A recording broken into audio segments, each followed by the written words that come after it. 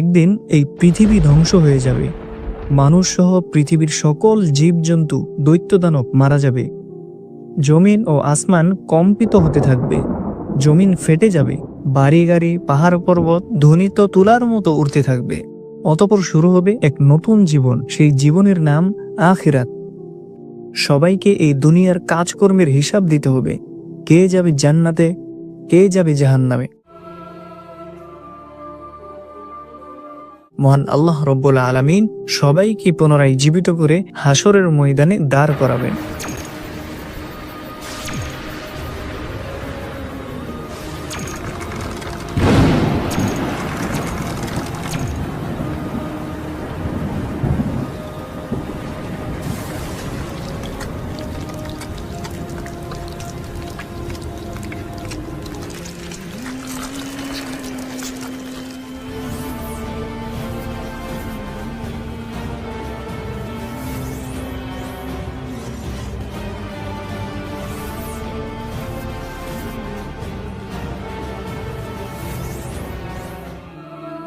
সেদিন প্রত্যেক মানুষকে 5টি প্রশ্ন করা হবে।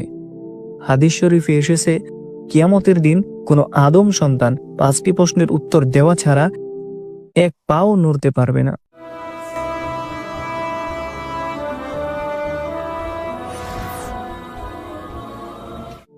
সেদিন তাকে জিজ্ঞেস করা হবে তার জীবনের লক্ষ্য ও উদ্দেশ্য কি ছিল এবং যৌবনকাল কিভাবে কাটিয়েছে, কিভাবে সে উপার্জন করেছে এবং তা কোন পথে ব্যয় করেছে, তার জ্ঞান বা বিবেক অনুসারে কাজ করেছে কিনা এবং মহান রবের ইবাদত করেছে কিনা।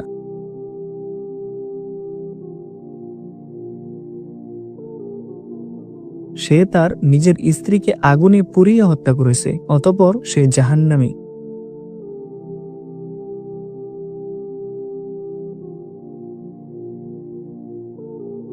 অনেক টাকা পয়সা থাকা সত্ত্বেও দান খয়রাত করেনি, অথচ সেই টাকা দিয়ে নেশা করেছে, অতঃপর সে জাহান্নামী।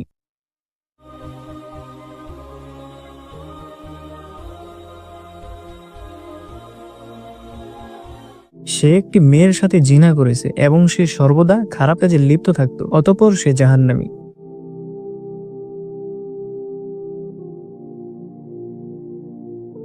ইসলামের দৃষ্টিতে সুদ ও ঘুষ খাওয়া হারাম। এই হারাম কাজে লিপ্ত হওয়ায় অতঃপর সে জাহান্নামী। আল্লাহ ব্যতীত অন্যজনকে রব স্বীকার করেছে এবং মূর্তি পূজা করেছে, অতঃপর সে জাহান্নামী। যারা তাদের কৃতকর্মের জন্য জাহান্নামে যাবে, তাদের অনন্তকালের জন্য জাহান্নামে কঠিন শাস্তি ভোগ করতে হবে।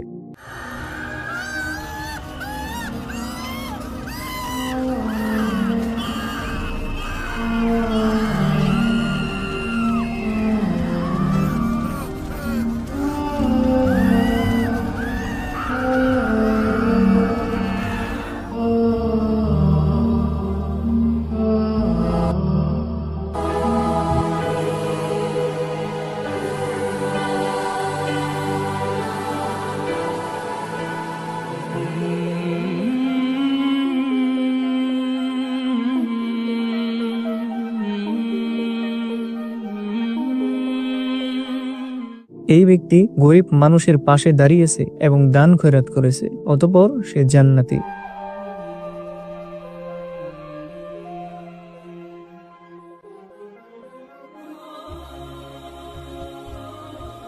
সে হালাল পথে টাকা রোজগার করেছে এবং নামাজ কালাম আদায় করেছে, অতঃপর সে জান্নাতি।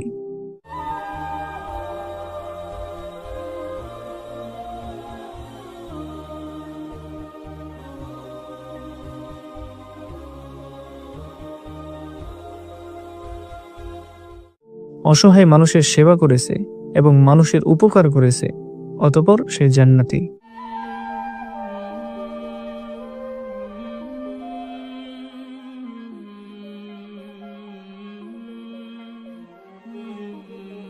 কুরআন ও হাদিসের কথা শুনে তওবা পাঠ করেছে এবং মহান রবের উপাসনা করেছে, অতঃপর সে জান্নাতি।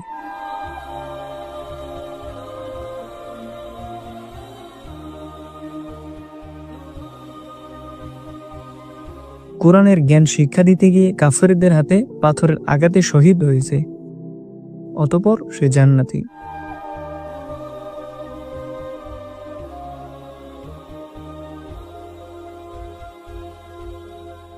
যারা তাদের ঈমান ও আমলের কারণে জান্নাতে যাবে তারা অনন্তকালের জন্য জান্নাতের নাজ নিয়ামত উপভোগ করতে থাকবে, যা কখনো শেষ হবার নয়।